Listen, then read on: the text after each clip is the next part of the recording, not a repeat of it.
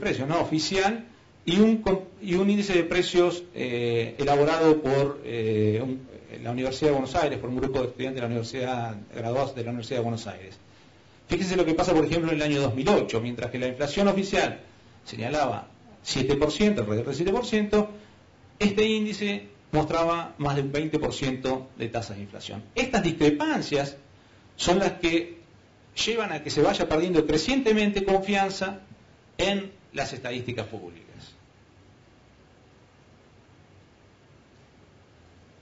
Ahora bien, el hecho de que uno tenga problemas, o digamos, empiezan a estar cuestionadas no solo las metodologías, sino la confiabilidad de los datos básicos de las estadísticas públicas, por un lado nos afecta a los indicadores en sí mismos, quiero decir, la medición de inflación y la evolución, por ejemplo, de precios relativos de la economía, comienza a ser crecientemente difícil de evaluar desde un punto de vista del diseño y de la gestión de la política económica, incluso de la toma de decisiones del sector privado. O sea, cómo evolucionan los bienes respecto a los servicios, cómo evolucionan los bienes que son comerciables respecto a los que no lo son, cómo evolucionan los alimentos respecto a la vestimenta o a los servicios de educación. Esto empieza a afectar una serie de precios básicos de la economía que van generando mayor incertidumbre en la toma de decisiones. Pero no solo se ve afectado el índice de precios, sino que el índice de precios es utilizado como insumo para el cálculo de otros indicadores que elabora el propio Instituto Nacional de Estadística.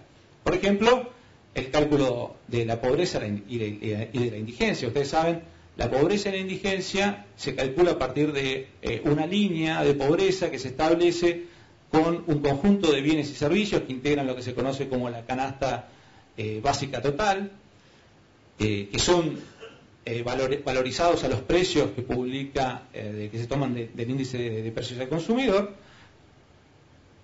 Pero esto también, digamos, y eso lleva a que los problemas que se venían verificando en el índice de precios se trasladen hacia otros indicadores. Otro, por ejemplo, indicador que se ve afectado es el cálculo del producto, que también utiliza como insumo los precios elaborados en el índice nacional. Entonces tenemos un problema en sí mismo en el índice de precios. Eso se traslada a otros indicadores que produce el INDEC. Posteriormente eso se traslada también a el cálculo de variables claves para el análisis y la toma de decisiones de política económica, como son las variables calculadas en valores reales, el salario real, el tipo de cambio real, la recaudación real. Esto quiere decir, el salario real es cuánto poder adquisitivo tiene el salario en términos de bienes.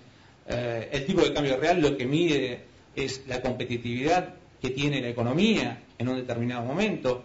La recaudación en valores reales lo que mide es cuál es el poder de compra que tiene los ingresos del sector público en términos de bienes y servicios. Entonces, no solo afecta al índice de precios, sino que afecta a otros indicadores y afecta también a un determinado conjunto de variables que sirven para la toma de decisiones. Por último, esto se derrama sobre otras estadísticas que elabora el propio INDEC, como las estadísticas industriales. Ahí Orlando conoce bastante del tema, digamos, ¿no? Para que tengan una idea, si ustedes quieren ver el salario real utilizando los datos del INDEC, esta fue la evolución que tuvo en los últimos años.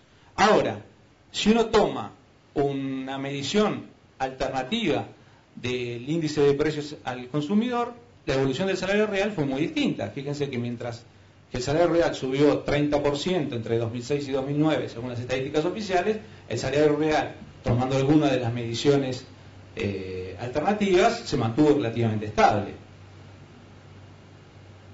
¿O qué pasó con el tipo de cambio multilateral de la economía, digamos, ¿no? Mientras que si uno toma las estadísticas oficiales, teníamos un tipo de cambio muy competitivo, digamos, en valores históricos.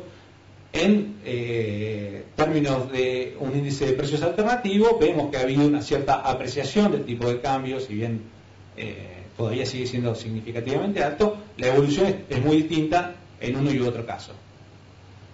Fíjense lo que pasa, por ejemplo, con la recaudación del sector público. Mientras que en términos reales, en el caso de las estadísticas oficiales, uno tiene que sube casi un 30% el primer trimestre del 2008 y un 3% el primer trimestre del 2009, deflactado por otros índices de precios, la evolución es totalmente distinta, hasta ser incluso fuertemente negativa en los últimos 2 trimestres.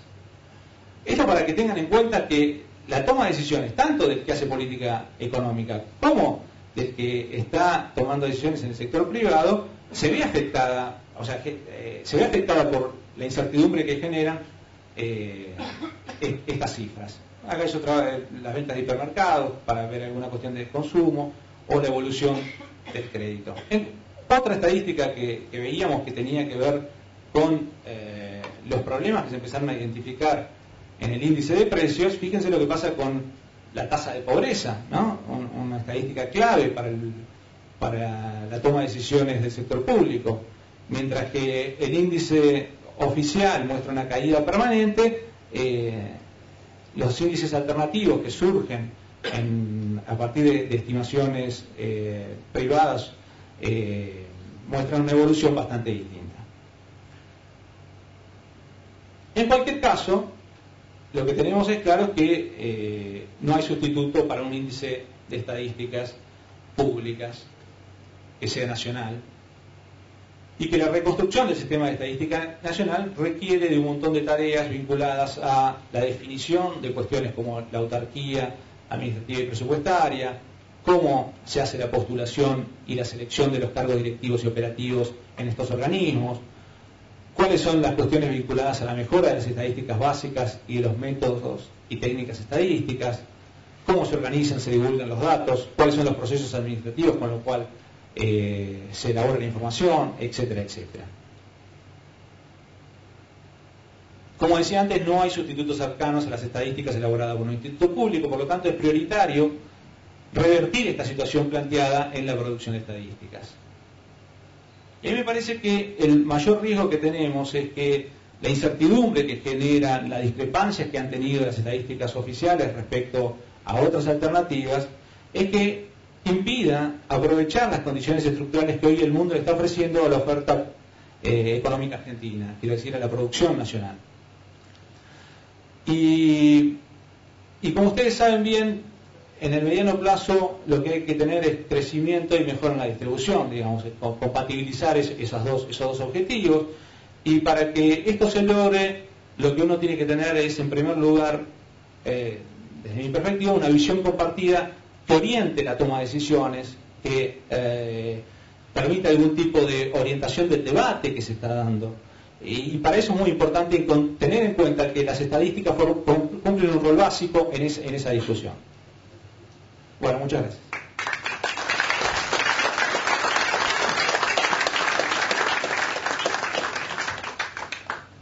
Muchas gracias, Adrián.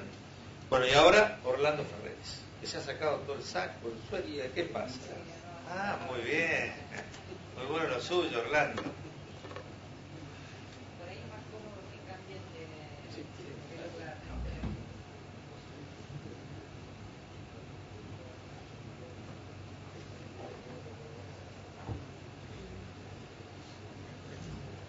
Hola. Bueno, buenas tardes a todos. Muchas gracias al MPA por la invitación. Y vamos a tratar de complementar un poco lo que dijo Adrián, porque va más o menos en el mismo sentido, ¿no es cierto? Con algunas variantes, pero casi que podríamos decir que coincidimos muchísimo en casi todos los puntos. Tengo también una presentación que le vamos a echar una vuelta.